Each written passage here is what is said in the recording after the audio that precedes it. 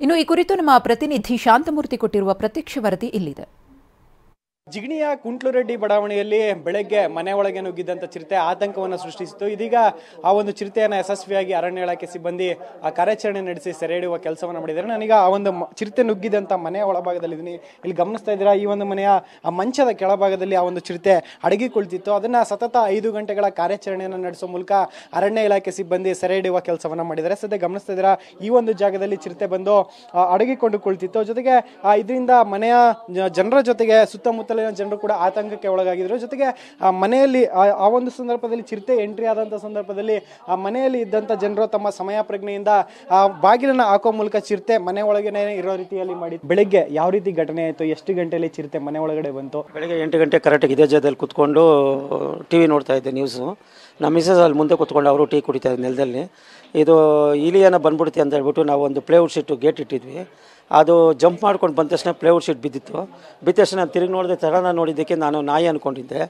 ಆಮೇಲೆ ನೋಡಿದ್ರೆ ಅದು ಚಿರತೆ ನನ್ನ ಮುಂದೆನೇ ಬಂದು ಈ ಥರ ಮುಂದೆ ಹಾಲಲ್ಲಿ ಬಂದು ಹಾಲಿಂದ ಬಂದು ರೂಮ್ ಒಳಗಡೆ ಹೋಯ್ತು. ರೂಮ್ ಒಳಗಡೆ ಹೋದ ತಕ್ಷಣ ನಾವು ಏನು ಮಾಡಿದ್ವಿ, ನಮ್ಮ ಮಿಸ್ಸಸ್ಸು ನಾವಿಬ್ಬರೂ ಆಚೆ ಓಡೋಗಿ ಬೇರೆ ತೊಂದರೆ ಆಗುತ್ತೆ ಈಚೆ ಬಂದರೆ ಅಂತ ಹೇಳ್ಬಿಟ್ಟು ಏನು ಮಾಡಿದ್ವಿ, ಸಡನ್ನಾಗಿ ಹೋಗಿ ಆಚೆ ಲಾಕ್ ಮಾಡ್ಕೊಂಡು ಆಚೆ ಹೋಗಿ ಪಕ್ಕದವ್ರಿಗೆಲ್ಲ ಹೇಳಿದ್ವಿ. ಪಕ್ಕದವ್ರಿಗೆಲ್ಲ ಹೇಳಿದ್ಮೇಲೆ ಪೊಲೀಸ್ ಡಿಪಾರ್ಟ್ಮೆಂಟು ಫಾರೆಸ್ಟ್ ಡಿಪಾರ್ಟ್ಮೆಂಟ್ಗೆಲ್ಲ ವಿಷಯ ತಿಳಿಸಿದ್ರು. ವಿಷಯ ತಿಳಿಸ್ಮೇಲೆ ಅವ್ರು ಬಂದು 5 ಗಂಟೆ ಕಾರ್ಯಾಚರಣೆಯಲ್ಲಿ ಹಿಡಿದು ಒಳ್ಳೇದು ಮಾಡಿದ್ರು. ಸೊ ಅವ್ರಿಗೆಲ್ಲ ನಾನು ಧನ್ಯವಾದ ತಿಳಿಸ್ತೀನಿ. ವೆಂಕಟಲಕ್ಷ್ಮಮ್ಮ ಅವರು ಕೂಡ ಇದ್ದಾರೆ, ಅವ್ರನ್ನ ಮಾತಾಡಿಸ್ತಾ ಹೋಗ್ತೀನಿ. ಅಮ್ಮ, ಬೆಳಿಗ್ಗೆ ಎಷ್ಟು ಗಂಟೆಗೆ ಘಟನೆ ಆಯಿತು? ಚಿರತೆ ಬಂದಾಗ ನೀವೇನು ಮಾಡ್ತಾ ಇದ್ರಿ ಅಂತ? ಸುಮಾರು 8 ಗಂಟೆ ಸರ್.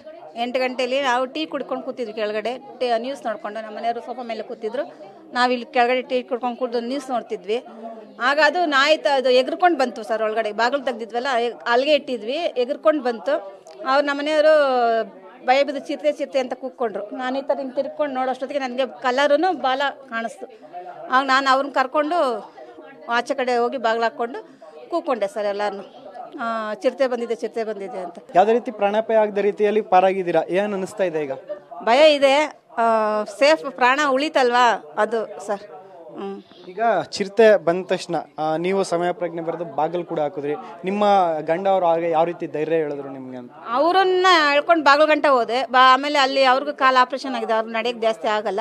ಆಮೇಲೆ ಅದು ಅಲ್ಲಿಗೆ ಆಚೆ ಹಾಕ್ಬಿಟ್ಟು ಅದು ಅಲ್ಲೇ ನಿಂತಿತ್ತು. ಆಮೇಲೆ ಅವರು ಬಾಗಿಲು ಹಾಕ್ಬಿಟ್ರು. ನಾನು ಎಲ್ಲರೂ ಕೂಗ್ಕೊಂಡೆ. ಒಬ್ಬರು ಯಾರು ಈಚೆಗೆ ಬರಲಿಲ್ಲ, ಬಿಲ್ಡಿಂಗ್ ಪೂರ್ತಿ ಯಾರು ಈಚೆಗೆ ಬರಲಿಲ್ಲ. ಪಕ್ಕದ ಮನೆಯವರು ಬಾಗಿಲು ತೆಗೆದ್ರು. ಅವ್ರ ಹತ್ರ ನಂಬರ್ ಇಸ್ಕೊಳ್ಳೋದು ಫೋನ್ ಮಾಡಿಸಿ ನಮ್ಮ ಸೊಸೆಗೆ, ಆಮೇಲೆ ನಮ್ಮ ಮಗನಿಗೆ ಫೋನ್ ಮಾಡಿಸಿ ಕರೆಸ್ಕೊಂಡ್ವಿ ಸರ್. ಈಗ ಕೊನೆಯದಾಗಿ ಚಿರತೆ ಅಂದ ತಕ್ಷಣ ಒಂದ್ ರೀತಿ ಕಾಡು ಪ್ರಾಣಿ ಅಂತ ಭಯ ಇರುತ್ತೆ.